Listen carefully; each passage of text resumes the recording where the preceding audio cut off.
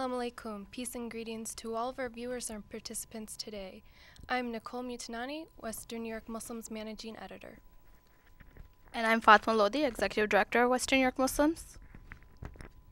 Today marks Western New York Muslims' first broadcast of WNY Muslims TV program, The Olive Branch. Today, community members from Western New York community are discussing last month's controversial hearing by Representative Peter King, the extent of radicalization in the American Muslim community and that community's response. I'm going to start by introducing the panel to my right. We have Dr. Stan Bratton, Executive Director of Network of Religious Communities, Islamic Society of Niagara Frontier, Dr. Enid Block, Professor at UB and Editor of Jewish Muslim Friendship Magazine in Western New York. We have Father Frank Mazer. He is a member of Network of Religious Communities. We have Muhammad Ridda, high school student and local Muslim activist. And we have Brother Bayram Arman at the end, and he is representing the Muslim Public Affairs Council. On my side, we have Imam Fajri Ansari. He's the Imam of Masjid Numan. We have Dr. Robert Stahl, co-founder of Building Bridges in Western New York. We have Amber Sheikh, who's a local community member and activist, and Farida Yafi, who is also a local community member and activist. We have Imam Ismail Ayas, the Imam of Masjid Al-Iman, and Thawab Shibli, member of UB's Muslim Student Association. Our moderator today is going to be Professor Faizan Haq. He is a Islamic Studies professor at University at Buffalo and teaches intercultural communication at Buffalo State College. Greetings of peace. Assalamu alaikum. We all have heard about this Peter King's hearing on radicalization of Muslim community in United States of America. We thought that, and I want to thank Fatma and also Nicole for putting this event together and discussing this. I think there's more discussions are needed for this. However, this is our first step, and let's see where we go with this journey of discussing that what are the reactions of this hearing in different aspects of community at large. We have people from Muslim and non-Muslim community here, and we will speak to them. At the same time, we want to find out what led to that kind of step on the behalf of Congressman Peter King that he thought that we should have such hearing, and why the community did not come out first and took the lead in preventing and if there was a need to prevent such a hearing. We'll hear from all of them. So first of all, I will start from my dear friend Butch, as everybody calls him. That what do you think of what is your reaction to this hearing, and where do you think where have we gone with this? Really bigoted congressional hearings. It was unheard of to have hearings against any kind of religious group in this country. And Representative King himself, historically back in the 1980s, supported the Irish Republican Army. He even said that bombing of British citizens was okay in the name of the Irish Republican Army. I wondered what the hearings produced. What was positive about them? I couldn't see anything positive about those hearings. In my own mind, instead of embracing Muslims in the community, he pushed them farther away. He didn't really call any experts, people that we all know in this country who are experts in Islam, the teaching of Islam, what Islam supports, what it doesn't support. And I really missed that part of the hearing. There were no experts there at all. And if Representative King wanted to have any kind of hearings, he should have had it on other terrorist groups, white supremacist groups. Why not them? Why not anti-government groups? And none of that has ever come up before Congress before. And he used untrue statistics blatantly. He said 80%, Representative King said 80% of the American mosques in this country are the breeding ground for Muslim terrorists. That is an irresponsible statement to make in our community. We have President of Islamic Society of Niagara Frontier, Hussam Ghanem, and we also have Imam Ayash from Connecticut Mosque or Masjid al-Iman. So I will ask the President of Islamic Society of Niagara Frontier, that who manages two mosques, that one at Haim Road and one at Parker Street, that what kind of radicalization is taking place in your mosques, and why haven't we heard about it till Congressman Peter King's brought to our attention? Actually, I was very disappointed about the hearings that Representative Peter King started.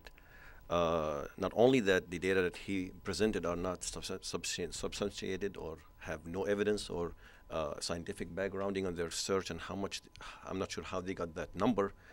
But actually, I'm disappointed because we are making every effort in our masajids, in our centers, in our mosques to educate our Muslim community on how to integrate and work with other communities through interfaith dialogues, through opening our centers and our mosques to our friends and colleagues. And I think we have numerous open houses and numerous interfaith lectures and discussions, and we collaborated with almost all the guests attending here.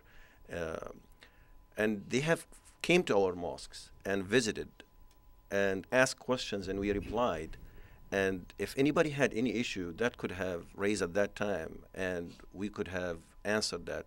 But to my knowledge, we had really no issue in our community where we excite or entice or intimidate or preach or deliberately attack any individual or organization or faith. We respect all, we welcome all. We would like to share this freedom that we all cherish here with everybody, and we are happy to be here because actually from places where we came from, we didn't have that. So it's a blessing, but we don't want that freedom of speech to be a hate speech, which it seems that Representative Peter King was hoping to emerge out of these hearings. I think the goal was not to really prove or disprove anything. It's just to increase the level of hate speech, which eventually might lead to some hate crimes. If not today, it will happen later on, and this is something we should stop and avoid. Thank you. Specifically targeted in this was the American Muslim youth, that they are getting radicalized, or some kind of there's some sort of initiative for them to do that. And we have two representatives here from the Muslim youth group. We have Muhammad Abid from who's a high school student, and we have Thawab, who represents Muslim Student Association at University at Buffalo. So let me ask you, Thawab, what kind of radicalization you guys are involved in, and what kind of activities are happening with MSA that may be categorized under such a term? If anything is radical for students in MSA, it's in the way we try to serve the community. We're always going out, reaching out to the local Buffalo community through our community service events, and almost every week we have something.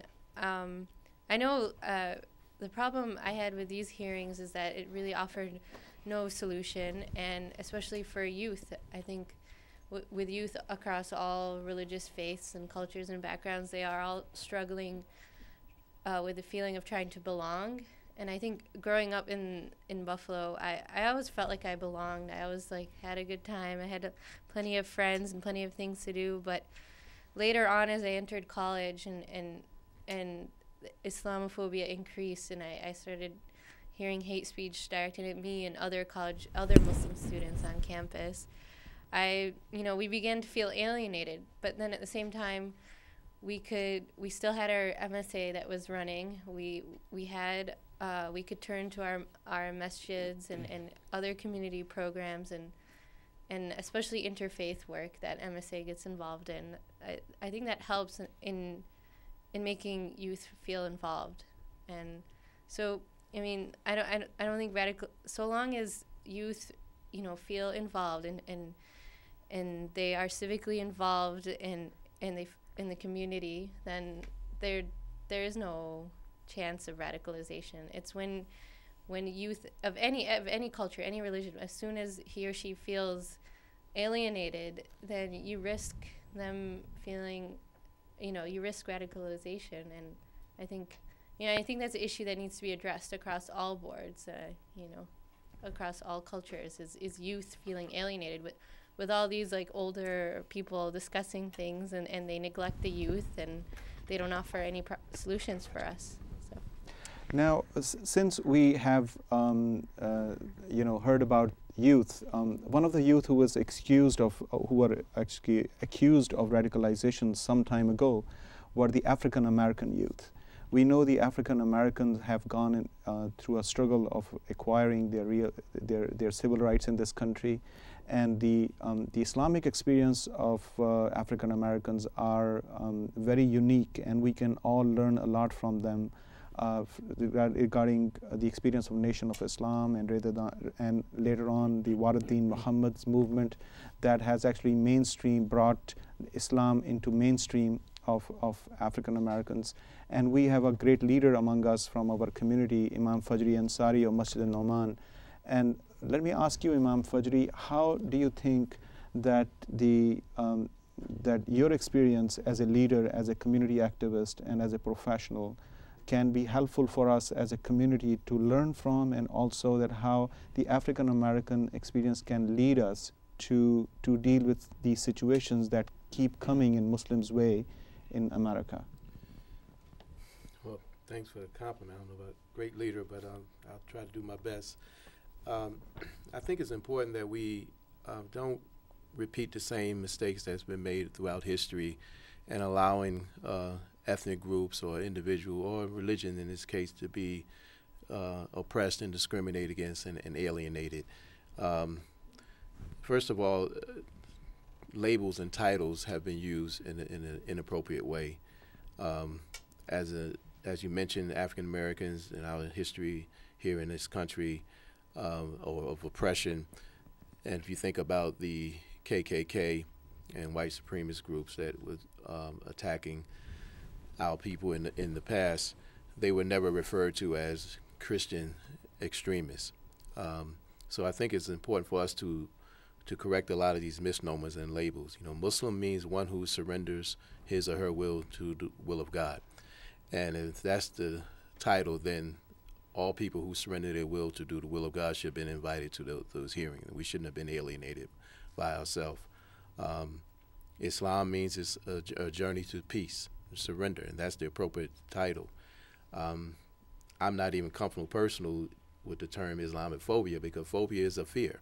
It's an irrational fear. It's an illogical fear, and to have that connected to a title that's sacred, I'm not comfortable with that. So I think we have to be careful that we don't allow ethnic groups or the image of Islam, and even the picture of Arabs. They want to put the picture of Arabs as that's the only picture of Islam. And if we looked at the ethnic group, the Asians would be the largest population of Muslims in the world.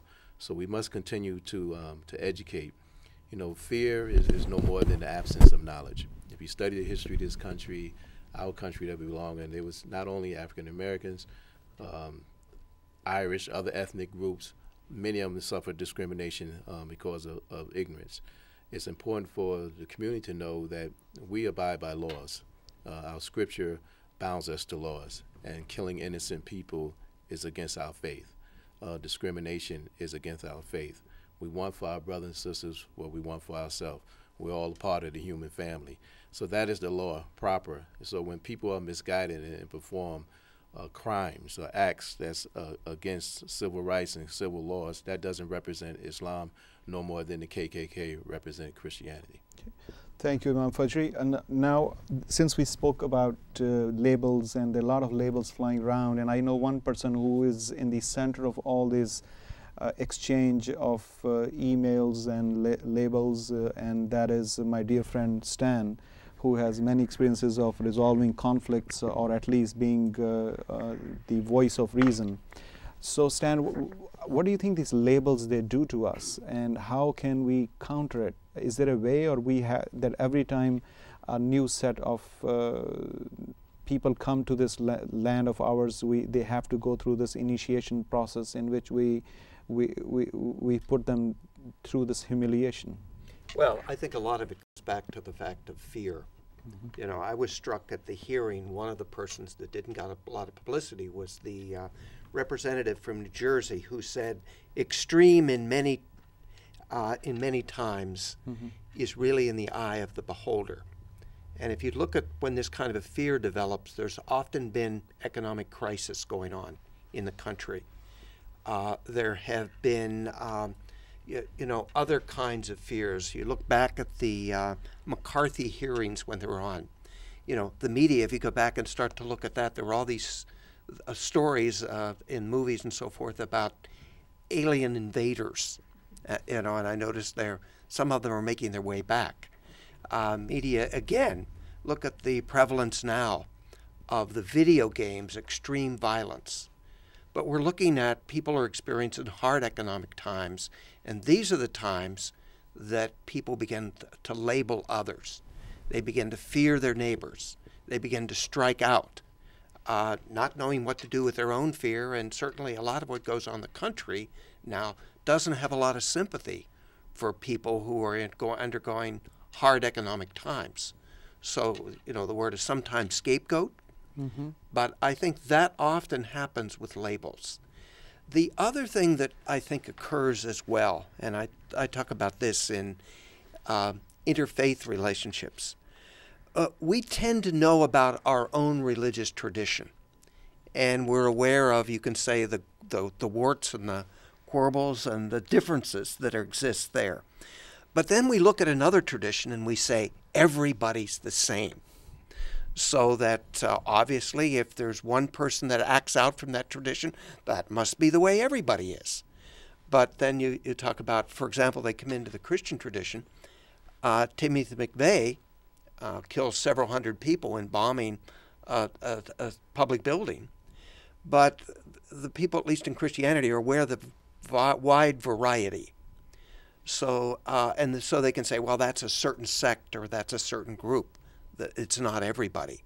But if you're outside, you're not aware of those diversities. And it becomes very important that we do as much as we can, each of us, of trying to increase the transparency, trying to increase the knowledge, and particularly that experience of the diversity within the tradition. Fadri Ansari pointed out, again, the majority of Muslims are Asians. That's not the stereotype in America. But I think the more you can begin to say, there's Pakistani, Afghan, Middle Eastern, Asian, Muslims are a very varied community. And when it becomes that varied, it's much harder to stereotype.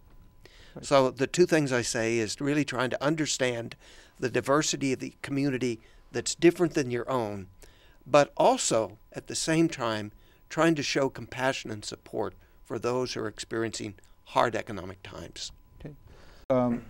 A mother who has young children and who is involved in community, and these labels, how the children dealing with these labels and what kind of struggle are they going through, and these kind of hearings, how does it help their adjustment in the society, especially the kids who are born here, raised here, and they don't know any other life but America?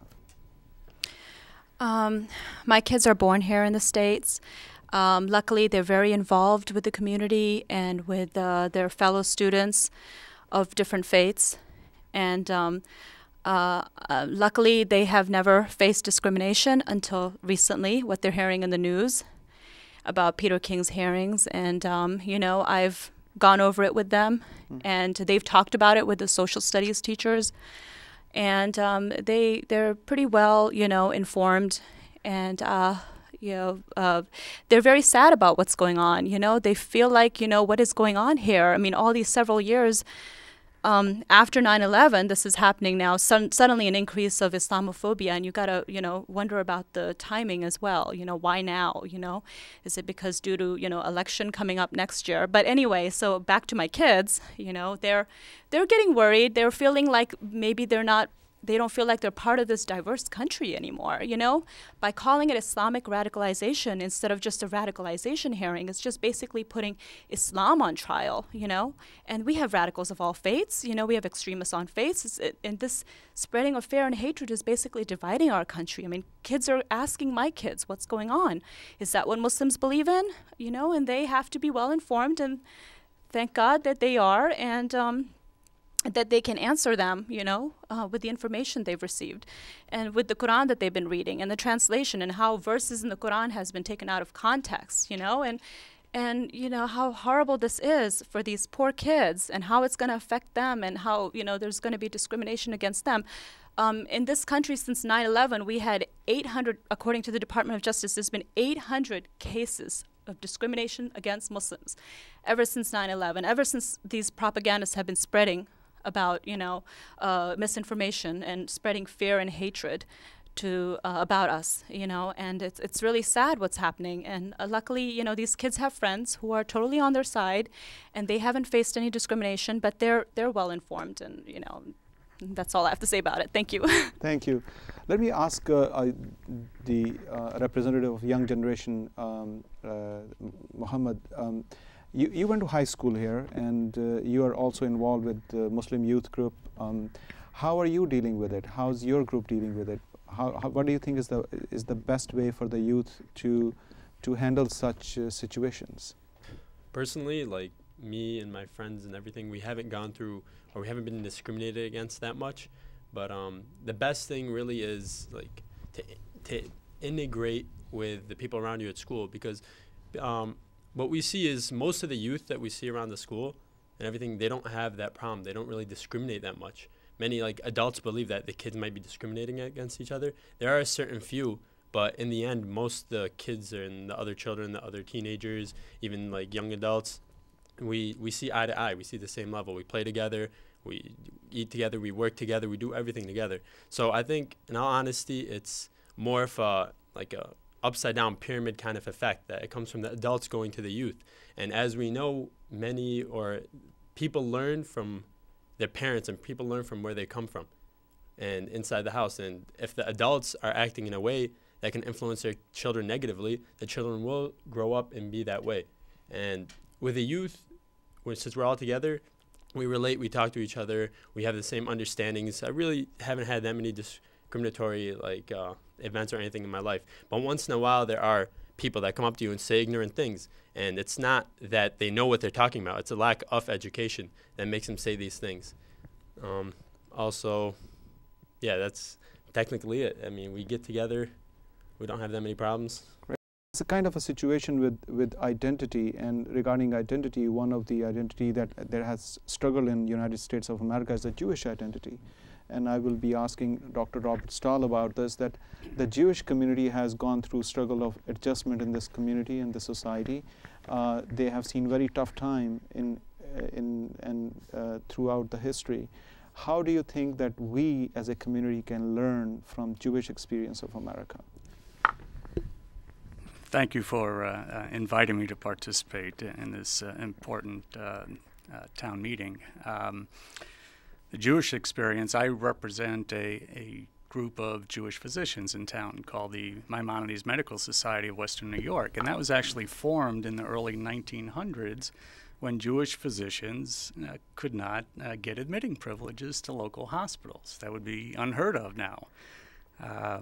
Just as you hear over the intercoms all the Muslim names, you hear all the Jewish names that come over the intercoms at local hospitals. There's also a local Italian medical society that was formed for the same reason. Right now, we're struggling to really find a core reason to exist, because we don't have the problems that we had 50, 75 years ago. So, you know, the Jewish population, both locally and throughout the nation, certainly is aware of what has happened, both in this country and certainly through the experience of World War II, about persecution and prejudice and scapegoating. I want to make a few comments also, my impressions on the hearings, and three individuals I want to point out specifically. I was very impressed by Sheriff Baca, the sheriff of Los Angeles, whose main thesis, and he's been very successful there, and repeatedly he said he doesn't see the radicalization problem. He's reached out to the community. He's hired people in his force of all different ethnicities and speaking all different languages to reach out to the people and to generate a true bond. So they're working together to root out and find radicalism wherever it might exist. Representative Higgins, our local congressman, also spoke at the hearings, and he said, he added that our country is not just formed on Judeo-Christian principles, but it's also based on Islamic principles of justice, peace, and tolerance. And I think he certainly is someone that gets it locally and is certainly an asset to this community. I know firsthand in the work I've been doing, I've immersed myself for the past 2 years in working on a project we call Building Bridges in Western New York. 2 basic principles: respecting each other's personal beliefs and working together for the common good. And this is a group of local Jews and Muslims specifically working together side by side to make our community a better place. In the course of doing that, I attended the Islamic Society of North America annual convention in Washington, D.C. over July 4th weekend. A handful of Jewish people, me included, among 20, 30,000 Muslims, I felt perfectly comfortable. No evidence of radicalism or any threat to my being. It was a wonderful experience. I was in Syria, invited to speak at a dental conference in Syria, and Syrian dentists invited me, a Jewish American, into their homes to see their loved ones that I might be able to help them as a geriatrician. As a physician, I was particularly disheartened by some of the things, well, much of what Dr. Jasser had to say. One, just his presence and the lack of presence of other representative Muslim organizations. Clearly, ISNA is the largest Muslim organization in North America. What I want to share with everybody is one of my favorite poets is Walt Whitman. And he said one song, America Before I Go, in which he says that, I sow a seed for thee of endless nationality. United States of America is such a land that offers endless nationality to all the people of the world. The paths to the house I seek to make, but leave to those to come the house itself. We are not going to be here forever. Our job is to prepare this house or leave it better than what we found it in. And with that, I thank Fatma and Nicole and Western New York Muslims for having me as a moderator. Thank you for your time. I know that you took time from your precious schedule, and hopefully we will get together again and we'll continue to have this program. This concludes our program for today. We would again like to thank our guests for participating in this program. Please stay tuned for more televisions brought to you by Olive Branch. Please also view other videos that we have on our YouTube channel for WesternNewYorkMuslims.org. Thank you. Thank you.